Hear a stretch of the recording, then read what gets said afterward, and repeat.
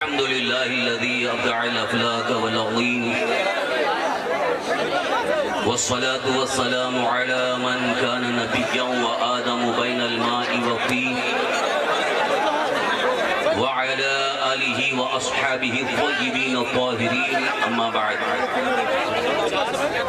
فأعوذ بالله من الشيطان الرجيم بسم الله الرحمن الرحيم كنتم خير أمة أخرجت للناس تأمرون بالمعروف وتنهون عن المنكر وتؤمنون بالله صدق الله مولانا العظيم وبلغنا رسوله النبي الأمين الكريم ونحن على ذلك لمن الشاهدين والشاكرين والحمد لله رب العالمين.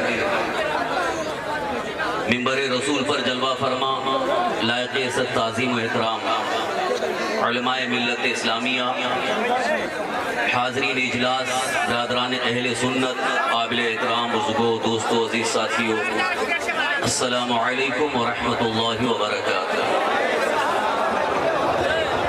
حصول برکت کے لیے آئیے مراب مل کر انتہائی ادب احترام اور خلوص و محبت کے ساتھ آقا نامدار مدینے کے تاجدار، ہم غریبوں کے غم گسار، شفیع روز شمار، محبوب پروردگار، سید ابرار و اخیار، ارواح نافدہ جناب محمد رسول اللہ صلی اللہ تعالی علیہ وآلہ وسلم کی بارگاہ بے کسبنا میں جھوم جھوم کر بآواز بلند درود و سلام کا نذرانہ پیش کر لیں. پڑھیں اللہم صلی وسلم علی سیدنا مولانا محمد معدن الجود والکرم وعلی آلہ واصحابہ وبارک وسلم صلاة و سلاما علیک یا رسول اللہ صلاة و سلاما علیک یا حبیب اللہ.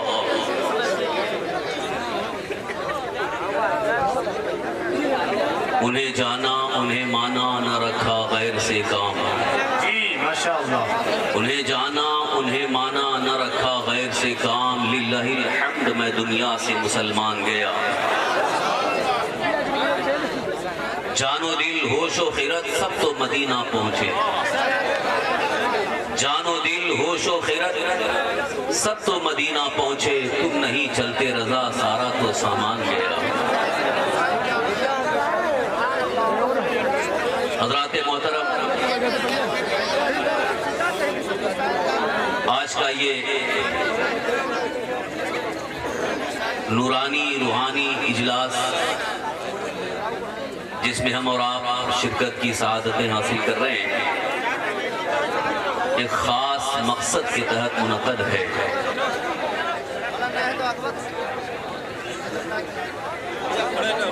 جلسہ منعقد کرنے والوں نے بڑی محنت کی ہے. جی ماشاءاللہ. اور میں دیکھ رہا ہوں کہ کافی حضرات دور دراز علاقوں سے یہاں پر آئے ہیں. اگر آپ کی نیت یہ ہے کہ ہمیں اس جلسے سے دین سیکھنا ہے تو انشاءاللہ آپ کے آنے کا ثواب آپ کے نامہ اعمال میں لکھا جائے گا. بلکہ اگر نیت درست ہے تو انشاءاللہ زندگی میں انقلاب بھی پیدا ہوگا. جی بے شک. سبحان اللہ. حضرات محترم، عام طور پر جلسوں میں کچھ لوگ صرف اور صرف تماشا دیکھنے کے لیے آتے ہیں، کچھ لوگ بھیڑ دیکھنے کے لیے آتے ہیں، کچھ لوگ صرف چہرے دیکھنے کے لیے آتے ہیں. اگر آپ یہ نیت رکھتے ہیں کہ ہمیں اللہ عز و جل اور اس کے حبیب صلی اللہ علیہ وسلم کی رضا حاصل کرنا ہے تو انشاءاللہ آپ کا مستقبل روشن اور تابناک ہو جائے گا. یہ بات نوٹ کر لیں، جو بندہ مومن خالص اللہ عز و جل اور اس کے حبیب صلی اللہ تعالی علیہ وآلہ وسلم کی رضا کے لیے ہر قدم اٹھاتا ہے تو وہ کبھی رسوا نہیں ہوتا، وہ ہمیشہ کامیاب رہتا ہے. اللہ رب العزت اسے بے پناہ عزت عطا فرماتا ہے. آج پوری دنیا میں مسلمانوں کے حالات کو لے کر بڑے بڑے دانشور، بڑے بڑے مفکرین کئی اہم فیصلے کر چکے ہیں۔ بعض کو تو آپ جانتے ہی ہیں،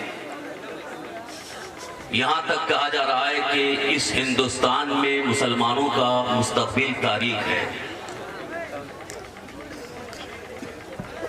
حالات کو دیکھ کر دانشوروں نے بڑی مایوسی کا فیصلہ کر لیا کہ شاید اب مستقبل میں ہندوستان ہمارا وہ ہندوستان نہیں رہے گا جو ہم نے آج سے چند سالوں پہلے دیکھا یا اب دیکھ رہے ہیں۔ بہت ہی درد کی بات میں آپ تک پہنچانے کی کوشش کروں گا۔ اگر آپ کے اندر احساس بیدار ہو جائے تو جو دشمنوں کی طرف سے سازشیں رچی جا رہی ہیں، انشاءاللہ العزیز وہ ساری سازشیں ناکام ہو جائیں گی۔ سب سے پہلے ہم سب کو احساس بیدار کرنا ضروری ہے، کیونکہ جب تک کسی انسان کے اندر کوئی احساس جاگتا نہیں ہے اس وقت تک وہ کوئی بڑا کارنامہ انجام نہیں دے سکتا۔ بہت اچھا سبحان اللہ۔ جس کا احساس مردہ ہو جائے وہ ہمیشہ کے لیے مردار ہو جاتا ہے، یعنی وہ کسی کام کا نہیں رہتا، اور جس کا احساس زندہ ہوتا ہے وہ دوسروں کو بھی زندگی دیتا ہے۔ آج کے اس ماحول میں صرف جلسہ منعقد کر کے ہمیں خاموش نہیں رہنا ہے، بلکہ اللہ کی اس مقدس سرزمین پر ہمیں وہ کام کر کے جانا ہے کہ آنے والی نسلوں کو ایک بہت ہی عظیم سبق حاصل ہو جائے، اور دشمنان اسلام کی طرف سے جو سازشیں ہو رہی ہیں وہ ساری سازشیں زیر زمین دفن ہو جائیں۔ میرے اشارے آپ سمجھ رہے ہوں گے، کیونکہ میں اب زیادہ تفصیلی تمہید یا کوئی جوہر خطابت دکھانے کے لیے کچھ عرض کرنا نہیں چاہتا ہوں، بس ایک غم کا اظہار کر رہا ہوں، اور اس کے لیے الحمدللہ جو دردمند علماء ہیں وہ متفکر ہیں، علماء دانشوران ملت اس سلسلے میں بہت ہی زیادہ کوشش میں لگے ہوئے ہیں، لیکن ہماری عوام ابھی بھی خوابیدہ حالت میں، ابھی تک بیدار نہیں، ابھی تک احساس نہیں جاگا۔ تو کب احساس بیدار ہوگا؟ کیونکہ صرف اور صرف جلسے میں آتے ہیں، وقتی طور پر بیداری رہتی ہے، اس کے بعد پھر وہی احساس ختم ہو جاتا ہے، احساس زندہ ہی نہیں رہتا۔ حضرات محترم، قرآن مقدس میں اللہ رب العزت نے ایک جگہ نہیں بلکہ بیشتر مقامات پر احساس کو بیدار کرنے کی طرف اشارہ فرمایا۔ اگر پورے قرآن کریم کا آپ گہرائی سے مطالعہ کریں، صحیح معنوں میں قرآن کریم کی تلاوت کریں اور ترجمہ سمجھیں، کنز الایمان کو سامنے رکھ کر یقیناً جگہ جگہ احساس دلایا گیا۔ قرآن کریم کی وہ آیت کریمہ جس کی تلاوت کا میں نے شرف حاصل کیا، یہاں بھی ایک بہت ہی بڑا احساس دلایا گیا۔ قرآن کریم میں اللہ رب العزت ارشاد فرماتا ہے، کنتم خیر امہ، تم سب سے بہتر امت۔ سبحان اللہ سبحان اللہ، بہت اچھا۔ احساس ہی تو دلایا جائے، جی جی کیا بات ہے۔ اس لیے کہ ایک انسان جب تک اپنے مقام و مرتبے کو سمجھتا نہیں ہے وہ کسی لائق بننے کی کوشش نہیں کرتا، کیا بات ہے، بہت اچھا۔ اور جو اپنے مقام و مرتبے کو سمجھ لیتا ہے تو پھر اس کے پاس بلندی کی طرف جانے کے علاوہ کوئی اور دوسرا راستہ ہی نہیں ہوتا۔ سبحان اللہ سبحان اللہ، بہت اس کی ایک چھوٹی سی مثال آپ کے سامنے پیش کروں، آپ بہت جلد سمجھ جائیں گے۔